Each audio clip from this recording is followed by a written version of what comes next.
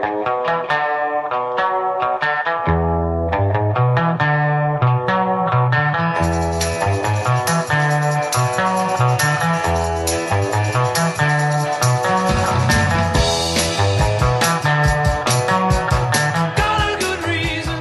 afternoon. My name is Ken Labonski. I'm the choir director and guitar teacher here at Willis High School and Willis ISD. Go Wildcats. Here to tell you about a very cool program called GarageBand that my students and I use here almost daily in class. I'm a musician. I've been playing for most of my lifetime. I have a degree in classical guitar and vocal music education, and I used to use a program called Pro Tools, which is a wonderful program, but it's very complex, and I used to have to try to buy new PCs every couple of years when it would update because it would have very specific chipset requirements and very technical things. So one day I bought a Mac just because some friends told me you'll never go wrong with it, and I opened it up and I saw this program in there called GarageBand. And I didn't think much of it at first until I started playing with it, and I thought, lo and behold, here's this program that came with the software on this computer, and it does almost everything you could possibly want to do organizing music and organizing sound. Let's take a look. Alright, this is one of our workspaces here at Willis High School. And as you can see, I've got my MacBook set up here, and GarageBand is currently opening. I just clicked for it to open. And now I'm also looking at a very basic USB keyboard. All this is keyboards. There's no internal sounds. You plug it in via USB here, and you plug it in via USB on the side of your computer, and you don't really need to worry about any drivers. The Macintosh searches for it, tells it what to use, and you are good to go. Let's take a look at GarageBand. Alright, now we're looking at the basic GarageBand screen that opens up when you first get there, and it defaults itself a piano track. You can see that up here, and this is your workspace that you can add things to, and we'll take a look at that later. But the first thing we're going to do, we're going to look here at the piano track, and we're just going to record something. So there's our beat, and we're going to go.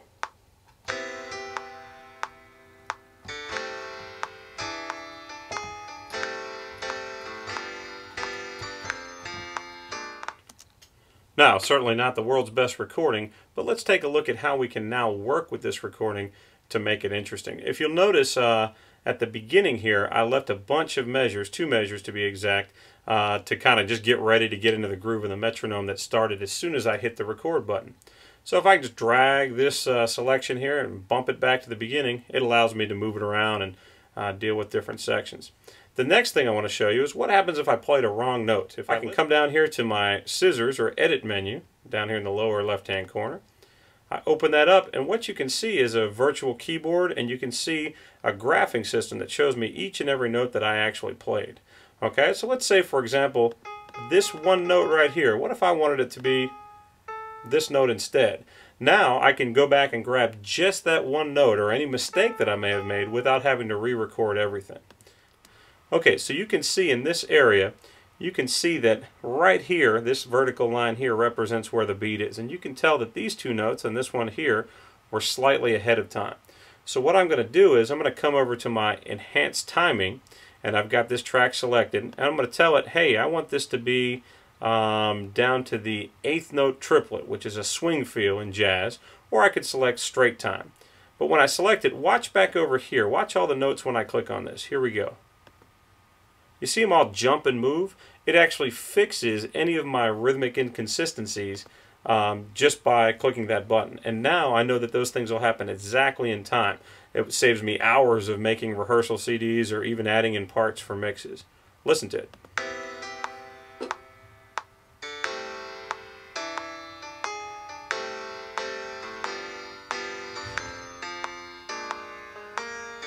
But wait, what if I don't like that sound? What if I'm trying to create more of a stylistic representation of the music?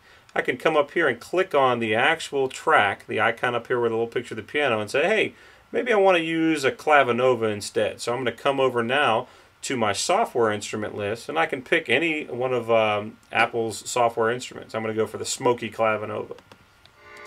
And all of the software instruments are very high quality. Of course, they don't sound exactly like the original instruments, but they do have a very believable sound.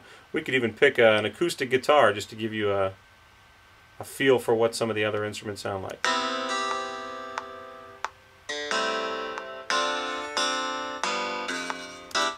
Pretty cool stuff. Let's take a look at our next topic.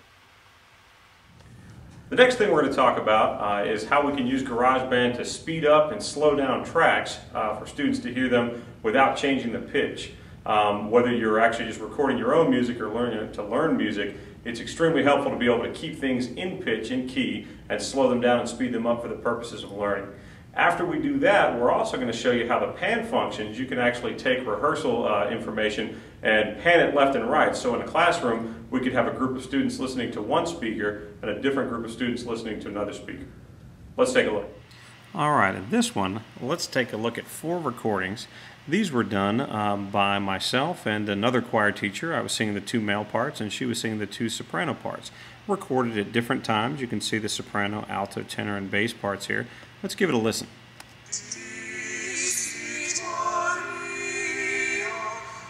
One of the things that's great about this program, when you're dealing with a recording that was actually using a microphone into the input on the side of the computer, you can actually then go and take your project and actually speed it up or slow it down. Let's take a look at this. See, down here I've just clicked on this button, which gave me a tempo marking, and I went over here and decided to change my tempo, and it's going to take it a second to do some thinking and converting and so on and so forth, but now let's listen to it.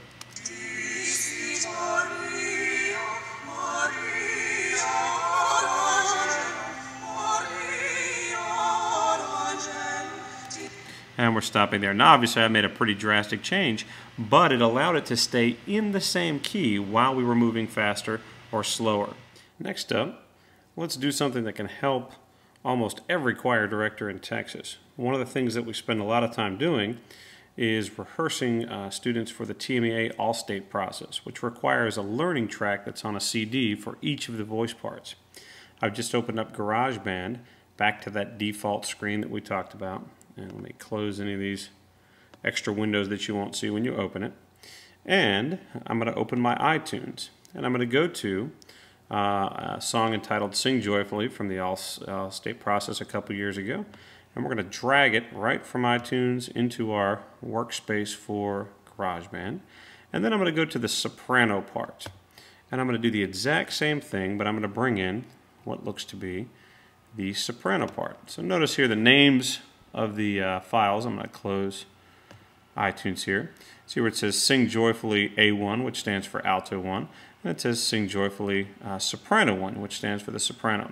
Now if I play these two together, Sing Joyfully by whoa, we hear kind of a crazy delay happening. And the idea here is the piano part will be the same for each, and we're looking to figure out a way to play them exactly at the same time. So here's what we're going to do. We're just going to pick a place, so I don't know, like beat 4, and we can actually change the beats to look at time. I like to look at time when we're dealing with a recording. But right here, let's go, oh, what the heck, right at 5 seconds. And we can open up our edit window, kind of like we did for the piano MIDI stuff, the software instrument. And this will bring us a picture of exactly what's going on in the recording. So notice as I move this up here, it'll show me that moving across the recording. Remember, they were slightly out of sync, so here's what I'm doing. I've highlighted or highlight the alto 1 track. Now watch when I switch over and click on the soprano, or the soprano 1 track, not the alto track. Do you see how there's that slight difference? Here we go. Look at the bottom of the screen right here. There's a slight difference from the alto to the, here we go, soprano. Now what I can actually do is I can adjust the soprano track to make that guy line up exactly. With any luck, look at that. Boom, there we are. When we play it from the beginning now, closing the edit window, we should hear them exactly the same. Sing Joyfully by William Byrd. Now you can obsess about this, but this is just for classroom use. We're not recording or adding anything that's going to be mixed down. But watch what I can do now. I can come up here to my pan left and right, and I can say, altos in my classroom, go stand over here by the speaker on this side of the classroom. And then with my sopranos, I can say, go stand way over on the other side of the classroom. Imagine this pointer here is pointing one side of the classroom and the other. And now when we hear the singer,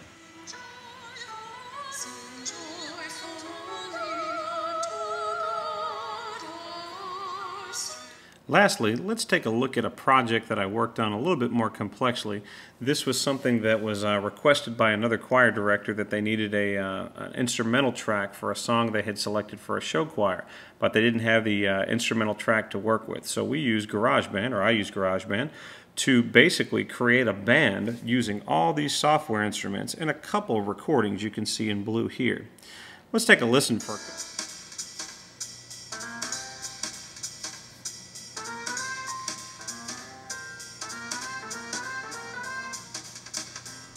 The best thing about GarageBand is that it's very intuitive. I told you, I mentioned Pro Tools at the beginning of this presentation. Pro Tools is an awesome program, but you have to really know that program to make anything happen.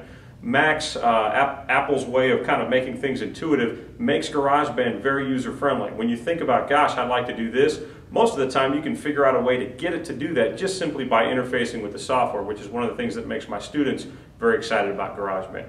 Thanks for listening, and good luck with GarageBand in your studios and classrooms.